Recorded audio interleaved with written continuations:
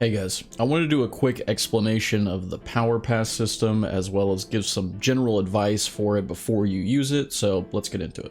First off, how do you get the Power Pass? Well, when you reach Vern Castle at level 50, you'll have to do a short set of story missions before you get a quest called Aileen's Gift, which after you complete that quest, you'll have some mail pop up in the top left corner here that inside will have your Power Pass. Claim this pass, and then the item will be moved to your inventory where you have to use the item itself, and then it'll bind it to your account so you can use it whenever you want on a brand new character. The second Power Pass is gifted to you immediately after using the Power Pass on that first character. It'll appear in your mailbox just as before, and then you use it in your inventory to use the second one. After that, there are no more Power Passes. You get a maximum of 2 per account.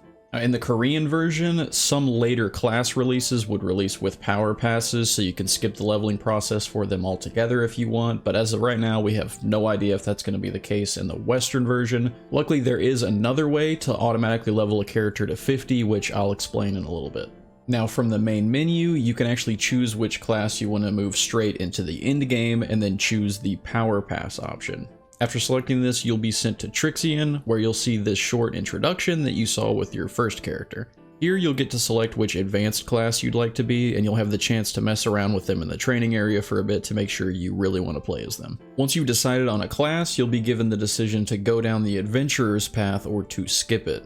If you skip it, you'll immediately have your character leveled to 50 and be done with it, but if you decide to do the adventurer's path, then you'll get some rewards for it that I think are worth getting. The adventurer's path is essentially you replaying a few story missions that are important to understand what's going on in the world. The whole thing takes about 30 minutes, and you get a pet and 3 chests full of items for not skipping it.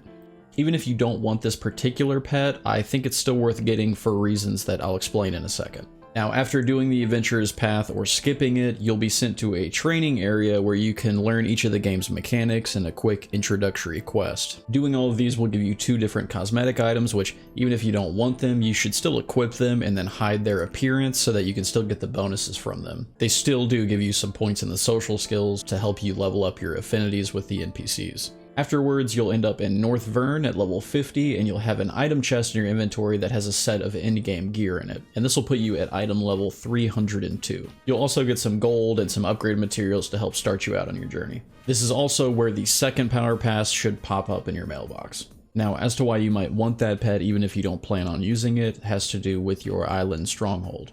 So you should be sending out your expedition teams every single day to get things like pirate coins, XP for your stronghold, and more.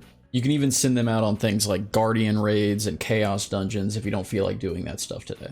Each of these missions, though, have a set of modifiers on the side here that increase the difficulty of each mission, and you can assign crew members with matching icons to these things in order to increase your likelihood of a successful job. One of these crew slots, though, is for your pet, and as you can see here, each pet has their own element assigned to them. I think it's a good idea to have one pet for each type of element so that if there's a mission like this one with a darkness modifier, for example, I can throw in Mario here to increase my odds of doing this. Now, if you assign a pet here that's currently assigned to you, that pet doesn't leave your side or anything. It's not going to abandon you like my ex-girlfriend did me.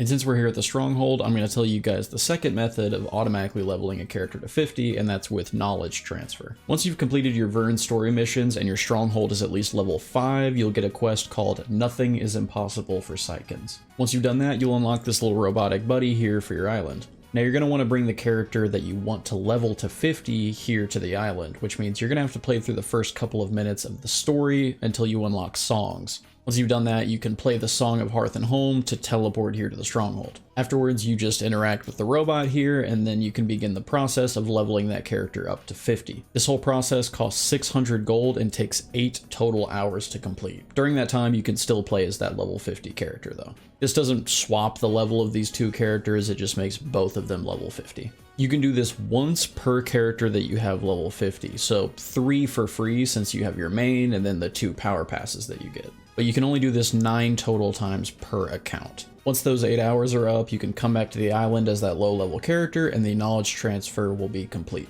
You'll be put in North Vern with item level 302, just like you used the power pass on the character.